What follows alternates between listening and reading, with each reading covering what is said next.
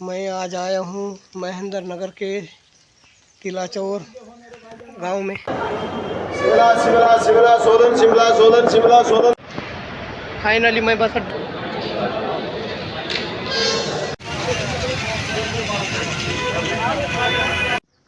Hello guys, good morning, नमस्ते। कैसे हैं आप? आई होप कि आप भी अच्छे ही होंगे। अभी बज रहे हैं सुबह के 9। मेरी तैयारी हो रही है नेपाल जाने की। नाश्ता मैंने कर लिया है। मौसम की बात की जाए तो जहाँ तक मौसम की बात की जाए तो दोस्तों, मौसम बहुत ही सुहाना है, साफ है। ऊपर हल्के हल्के बादल लगे हैं। सुरकंडा माता की पहाड़ियाँ एकदम से चमक रही हैं। बड़ा ही सुहाना मौसम है, खुशनुमा मौसम हो रखा है आज।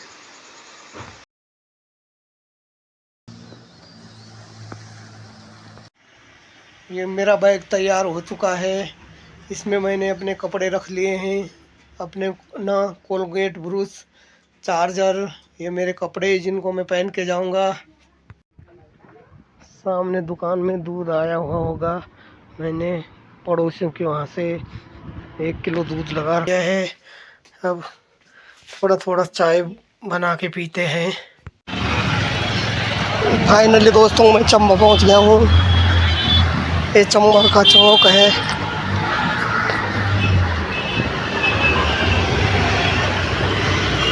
ये चंबा की मार्केट है दोस्तों। यहाँ पे फल फ्रूट की दुकान है। यहाँ से थोड़े आगे जाके जो आगे वाली चौराहे है, वहाँ से मैं ऋषिकेश की गाड़ी पकड़ूंगा।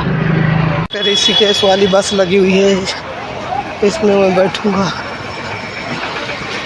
ये वाली बस ऋषिकेश जाएगी दोस्तों, इसमें मैं बैठने वाला हूँ।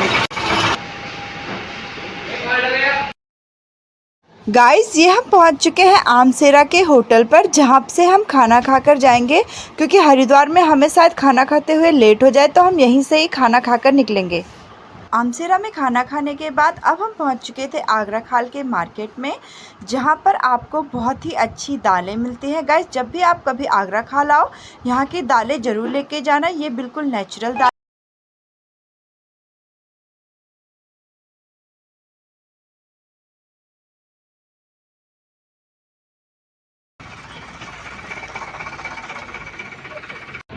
तो मैं फाइनली पहुँच गया हूँ ऋषिकेश बस अड्डे।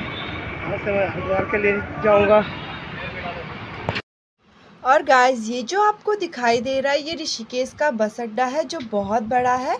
यहाँ से आपको हरिद्वार, दिल्ली, चंडीगढ़, अंबाला, श्रीनगर और नेपाल के लिए भी बसेस मिल जाती है। लेकिन अभी दिन का टाइम है, तो हमें यहाँ पर अभी नेपाल के लिए बसेस नहीं मिलेगी, इसलिए हम यहाँ से हरिद्वार के लिए एक बस लेंगे।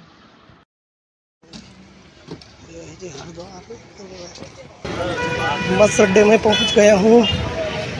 अब देखते हैं बस कहाँ पे लगी हुई है।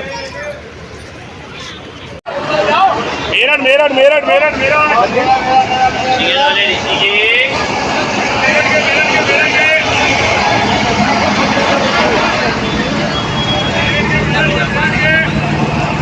देखते हैं गाड़ी कहाँ पे लगी है। फाइनली मैं बस अड्डे पहुँच गया हूँ। देखते हैं तो गाड़ी कहाँ लगी हुई है। देखना पड़ेगा किस वाले नंबर पे गाड़ी लगी हुई है। बस अड्डे के अंदर हम बहुत सारे लोग बैठे हुए हैं।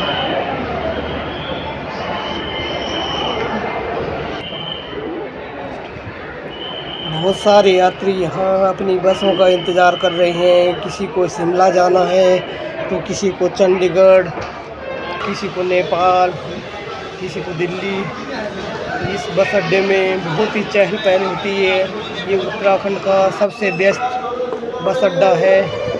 यहाँ से राजस्थान, हिमाचल, हरियाणा, दिल्ली, उत्तर प्रदेश, बहुत सी जगह बसें जाती हैं।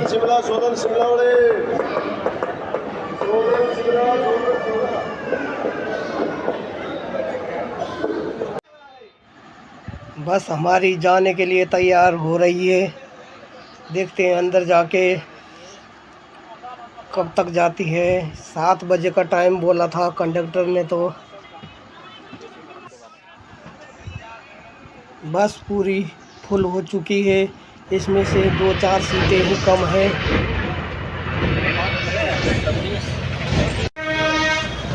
हमारी बस अब चल चुकी है। यहाँ पे देखिए यात्रियों की खूब चहल पहल है। हम चंडी पुल के ऊपर पहुँच गए हैं। ये देखिए सामने का नज़ारा क्या शानदार है। सामने लाइटें चमक रही हैं। चंडी पुल यहाँ का सबसे बड़ा पुल है। यूँ कह सकते हैं कि उत्तराखंड का सबसे लंबा पुल है। बड़ा ही शानदार।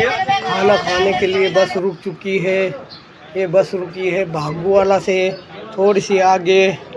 वहाँ पे परिवहन निगम का ढाबा है, वहाँ पे ये बस रुकी है। लोग खाना खाने के लिए रुके हुए हैं। मैंने तो सिर्फ कॉफ़ी पी, क्योंकि खाना तो मैं आगरा खाल में खा के आया था।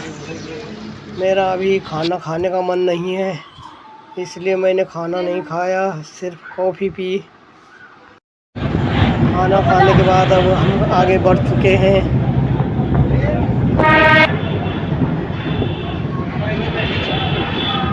अब हम नजीबाबाद पहुंच गए हैं। यहाँ पे भी अभी चहल पहल है। 10:30 बज रहे हैं अभी, इसलिए बाज़ार में अभी चहल पहल है। नजीबाबाद में आकाशवाणी का सबसे पुराना स्टेशन भी है। यही यहाँ की पहचान है, इसीलिए नजीबाबाद को जाना जाता है। पहले लोग जिनके पास कोई मंच नहीं होता था, गायक लोग यहाँ गाना गाने आते थे। आकाशवाणी नजीबाबाद को बच्चा बच्चा जानता है। गाड़ी अब बाजपुर पहुँच गई है। अभी 2:30 बज रहे हैं। चाय पानी पीने के लिए यहाँ पे गाड़ी रुकी है। अब चाय पानी पीते हैं, क्योंकि नींद भी बड़ी ज़ोर की आ रही है।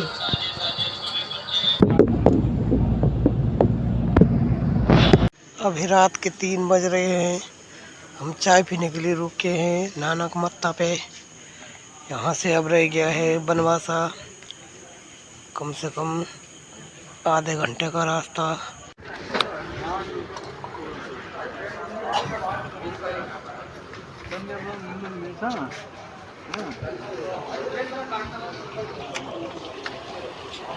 यहाँ पे हमने गर्मा गर्म चाय और पकौड़ी का आनंद लिया, और उसके बाद आगे की तरफ फाइनली मैं बनवासा पहुँच गया हूँ। अब यहाँ से मैं टेम्पो में महेंद्र नगर के लिए जाऊँगा। देखते हैं कि टेम्पो कब तक मिलता है।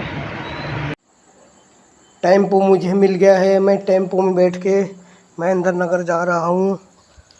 ये देखिए राइट साइड में खोखे बने हुए हैं जो अभी बंद है। ये सामने नदी दिखाई दे रही है। इन पेड़ों के पीछे नदी है।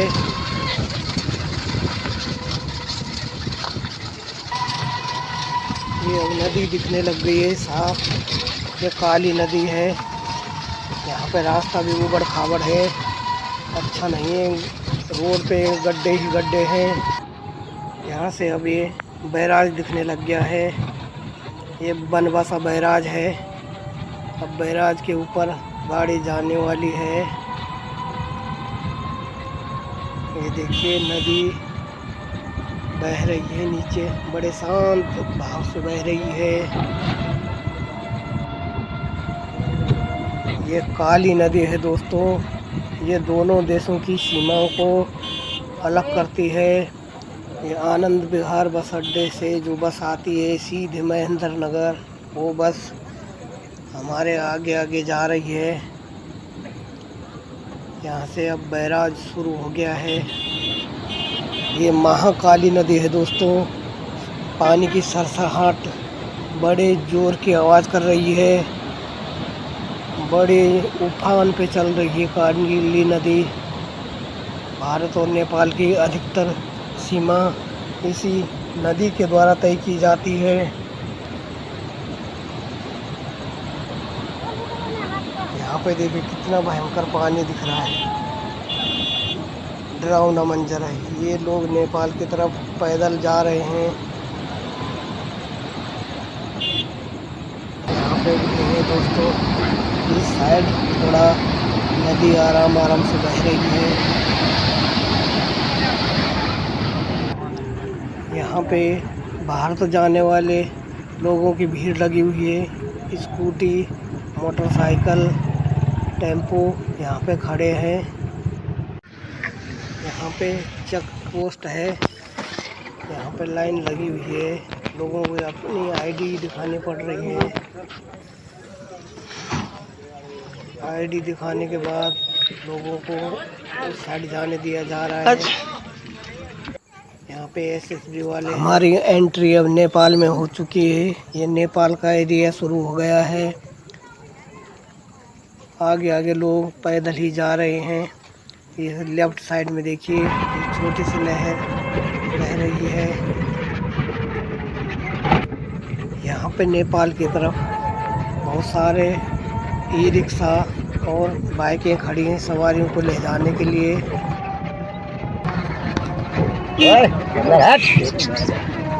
वो अभी छीन के ले जाता। वो छीनने जा रहा था हाथ से।